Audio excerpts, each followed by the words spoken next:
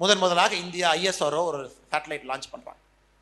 Satellite வெடிச்சிருது, satellite failure. Mission director APJ Abdul Kalam ஐயா, press meet நடக்குது, அப்துல் கலாம் ஐயா வர்றாங்க. உடனே ப்ரெஸ்ஸு கேட்பாங்க, நம்ம ப்ரெஸ் சும்மா இருக்க மாட்டாங்க, அது எப்படி மிசைல் வெடிச்சிச்சு, அது எப்படி இந்தியா நாட்டுக்கு லாஸ் ஆகி போச்சு, அது நீங்கள் தானே ஃபெயிலியர், உங்களால் தானே தோத்துச்சு அப்படின்னு. உடனே அப்துல் கலாம் ஐயா வந்து என்ன பதில் சொல்லலான்னு யோசிக்கிறதுக்கு முன்னாடி விக்ரம் சாராபாய் ஐயா, அப்துல் கலாம் ஐயாவை போன்று அவரும் ஒரு ஒரு நிபுணத்துவம் புரிந்த ஒரு மேதை. விக்ரம் சாராபாய் ஐயா இப்போ ISRO சேர்மன் பக்கத்தில் வந்து நிற்கிறாங்க.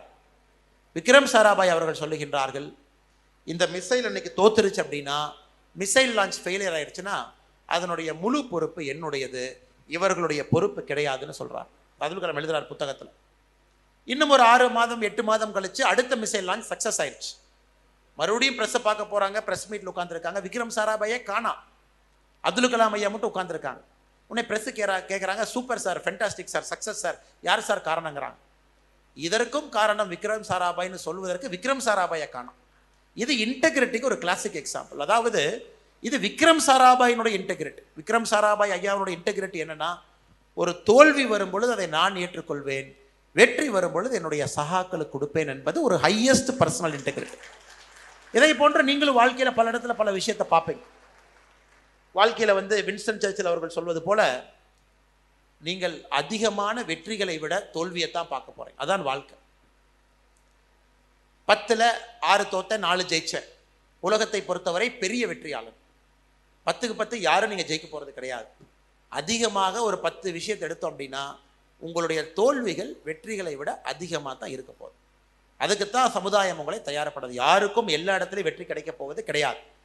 அதுல நீங்க துணிஞ்சு அடுத்த கட்டத்துக்கு போறீங்க அப்படின்னா உங்களுடைய இன்டெகிரிட்டி மட்டும்தான் உங்களோட இருக்க போகுது. How to you handle a situation by being truthful to yourself? உங்களுக்கு உண்மையா, உலக என்ன சொன்னாலும் அதை பற்றி நீங்கள் கவலைப்பட வேண்டிய அவசியம் கிடையாது. உங்களுக்கு நீங்கள் உண்மையாக இருந்துட்டு போயிட்டீங்கன்னா அடுத்து உங்களுடைய கேள்விக்கு பதில் சொல்ல வேண்டிய அவசியம் கிடையாது. ஆனால் உங்களுக்கு உண்மையாக இருக்கும். உங்கள் மனசாட்சி தூங்கும் பொழுது கேட்கணும், எனக்கு நீ உண்மையாக இருந்த அப்படி. இதுதான் உங்கள் முன்னாடி இருக்கக்கூடிய பெரிய சேலஞ்சாக நான் பார்க்குறேன். அடுத்த 20 ஆண்டுகள் உங்கள் முன்னாடி இருக்கக்கூடிய மிகப்பெரிய சேலஞ்ச் என்பது உங்களுடைய பர்சனல் இன்டெகிரிட்டி. ஏன்னா டெம்டேஷன்ஸ் ரொம்ப அதிகம். சுற்றி இருக்கிற நிறைய இடத்துல இன்டெகிரிட்டி கிடையாது. எல்லாரும் நிறைய பேர் ஷார்ட்கட் எடுக்கிறாங்க. அந்த சூழலில் நீங்கள் மாட்டியிருக்கீங்க. அப்படி இருக்கும் பொழுது உங்கள் தனித்துவத்தை, பர்சனல் இன்டெகிரிட்டியை நீங்கள் எப்படி மெயின்டைன் பண்ண போகிறீங்க என்பது தான் உங்களுடைய உயரத்தினுடைய அளவீடாக இருக்க போகுது. அதனால் என்னுடைய அன்பான வேண்டுகோள் மாணவ செல்வங்களை, உங்களுடைய பர்சனல் இன்டெகிரிட்டியை நீங்கள் கண்டுபிடிங்க. இதெல்லாம் யோசிக்கணும். நீங்கள் ஒரு டைரி வச்சு எழுதுங்க. உங்களுடைய உண்மைத்தன்மை என்ன? What are you truthful to your self? அதை எப்போவுமே விட்டு கொடுத்துடாதீங்க. அதை தொடர்ந்து பிடித்துக்கொண்டு பயணம் பண்ணுங்க. அடுத்து hard work. There is no replacement for hard work. கடின முயற்சிக்கு எந்த விதமான ரீப்ளேஸ்மெண்ட் இல்லை. ஒரு சைனீஸ் ப்ராவர்ப் ரொம்ப அழகாக சொல்லுவாங்க, nobody died because of hard work அப்படின்னு. அதாவது இந்த உலகத்தில் எந்த ஒரு மனிதனும் கடினமாக முயற்சி செய்து இறக்கலை. ஒரு வீட்டுக்கு பெரிய காரியத்துக்கு போகிறீங்க, ஆனால் என்னென்ன பெரியவர் இறந்துட்டாரு, என்னென்ன ஆச்சுன்னா அந்த வீட்டில் யாரும் நம்மகிட்ட சொல்ல மாட்டாங்க, அண்ணே ரொம்ப கடின முயற்சி பண்ணி இறந்துட்டாருன்னு யாரும் சொல்ல மாட்டாங்க. எங்கேயாச்சும் கேட்டிருக்கீங்களா? பெரிய காரியத்தில் கேட்டிருக்கீங்களா?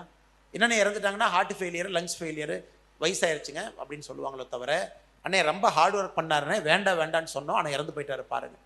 இன்னைக்கு ஹார்ட் ஒர்க்குங்கிறது ஏதோ ஒரு இடத்துல, நிறைய இடத்துல அது ஒரு பெரிய விஷயமாக நாம் பேசுவது கிடையாது. Hard work is the main essential to success. Hard work இல்லாமல் நம்மால் எந்த ஒரு விஷயத்தையும் அடிப்படையில் செய்ய முடியாது. உங்களுக்கு 24 மணி நேரம் இருக்கு. 24 மணி நேரம் என்பது ஒரு மனிதனுக்கு அதிகமான நேரம். அது குறைவான நேரம் கிடையாது, அதிகமான நேரம். அந்த 24 மணி நேரத்தையும் நீங்கள் முழுமையாக அனுபவிக்கிறீங்களா நீங்கள் எழுதணும். நீங்கள் நம்பிக்கை இல்லைன்னா ஒரு டைரி எடுத்து எழுதுங்க.